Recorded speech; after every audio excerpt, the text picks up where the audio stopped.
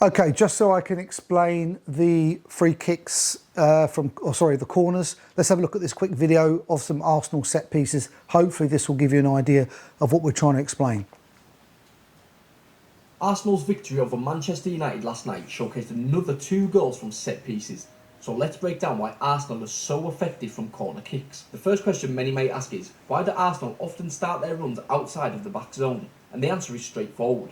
With most teams employing zonal or hybrid marking systems, which is a mix of zonal and man marking, it creates opportunities for Arsenal to invade spaces in disguise, and timing is everything. Arsenal players move into key positions only after the corner taker signals, which often happens when the opposition players are fully focused on the ball's delivery. At this moment, the defenders' backs are turned to the attackers, making it easier for Arsenal to exploit these spaces. Another key observation is how Arsenal use a player to pin the front zone defender. It's common in football to hear that corner takers struggle to beat the first man, but Arsenal have found a very clever way to neutralise this. Against United, they used Gabriel Martinelli to pin the first defender by physically backing into him with his arms extended, limiting the defender's ability to jump and disrupt balls delivered into this zone.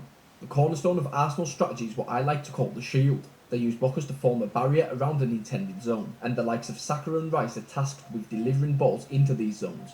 Against United, Arsenal's players positioned themselves goal side, resembling a defensive setup, to create space closer to the goal line. This strategy ensures that if the ball lands in the intended area, it's nearly impossible to defend effectively with the defenders being out of position. Here's a great example of this manoeuvre. Arsenal's players appear almost like defenders, creating a space between them and the goal line.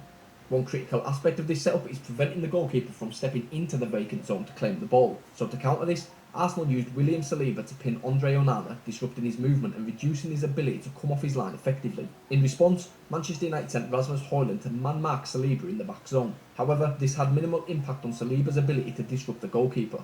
Arsenal showed versatility by exploiting psychological factors. 7 of their first 8 corners were delivered into the front zone, prompting United's backmarkers to begin tracking Arsenal's runners towards that area. But this was a deliberate trap. Once most of United players were concentrated in that front zone, Arsenal deployed their shield to pin them there, preventing them from tracking backwards.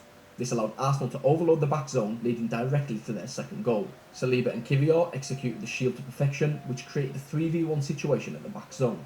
These strategies disrupt opposition defenders and create space for the attackers. So the big question is, will Arsenal start being penalised for using blockers and pinners to create this protective shield? Regardless, their attention to detail and execution from corner kicks are among the best we've seen in Premier League history. Thank you for watching, and don't forget to subscribe for more